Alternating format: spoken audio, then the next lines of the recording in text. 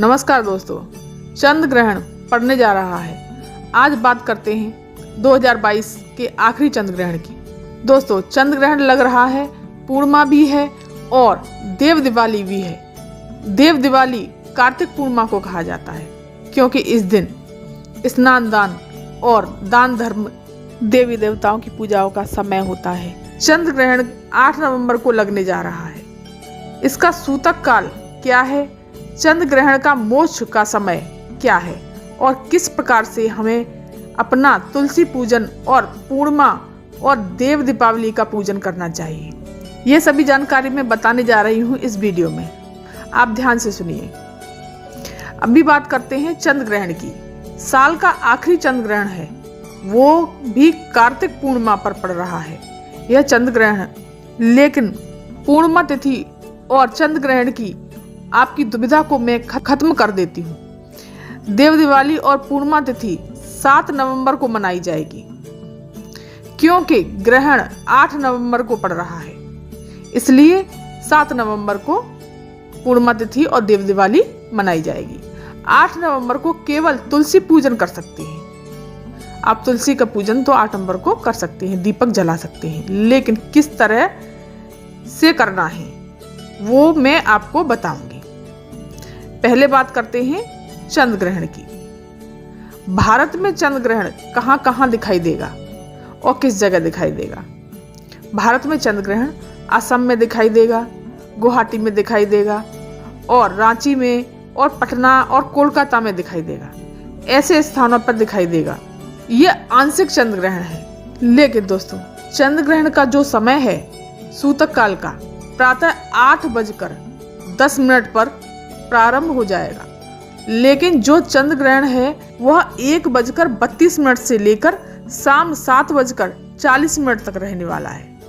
ये चंद्र ग्रहण यहाँ इतना दिखाई नहीं देगा, लेकिन कुछ निश्चित समय है जिसमें ज्यादा चंद्र ग्रहण होगा। जानते हैं दोस्तों, 5:29 से लेकर 6:49 तक रहेगा। ये चंद्र ग्रहण का मुख्य समय रहेगा। उसके पश्चात चंद्र ग्रहण समाप्त हो जाएगा। चंद्र ग्रहण समाप्त हो जाए तो आप सब जानते हैं कि ग्रहण के दौरान काटना, छीलना, सोना नहीं चाहिए, पूजा भी नहीं करनी चाहिए और गर्भवती महिलाओं को तो विशेष ही ध्यान से रहना चाहिए।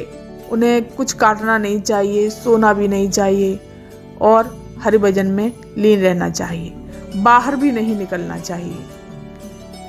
और अगर आप कोई यात्रा करते हैं तो यात्रा भी नहीं करनी चाहिए, लेकिन जरूरी है तो करना पड़ता है कभी कभी, लेकिन शुभ कार्य के लिए यात्रा नहीं करनी चाहिए।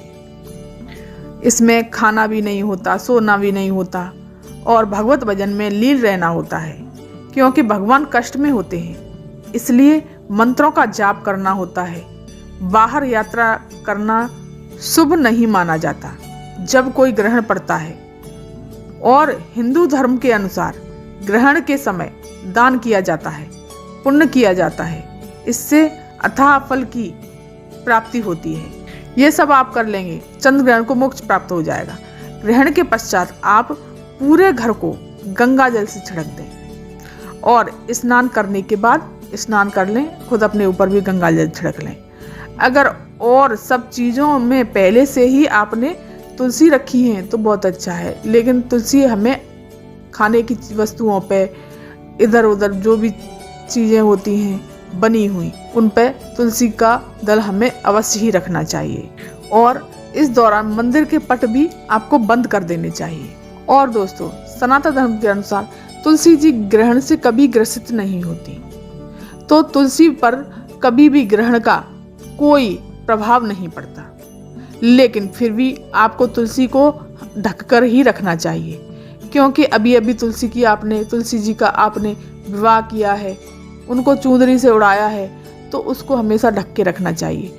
और इसके अलावा भी आप तुलसी जी को किसी सूती वस्त्र से, सूती कपड़े से आप उनको ढक सकते हैं। ग्रहण के बाद उसे हटा सकते हैं। अब आपको नहा धो लेना चाहिए। नहाने धोने के बाद आप तुलसी से वह वस्त्र हटा दें, वह कपड़ा हटा दें और उन पर भी अपने हल्के हाथ से गंगा जल छिड़क दें।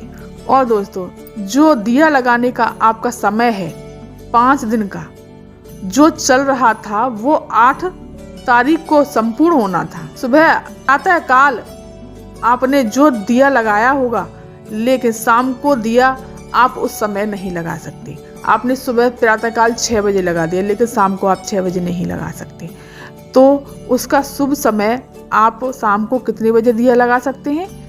8 बजे से लेकर 8:30 बजे तक आप दिया लगा सकते हैं, दिया जला सकते हैं। पहले दिया नहीं जला सकते क्योंकि ग्रहण का समय रहेगा। 8 बजे से 8:30 के बीच में आप दिया जला सकते हैं।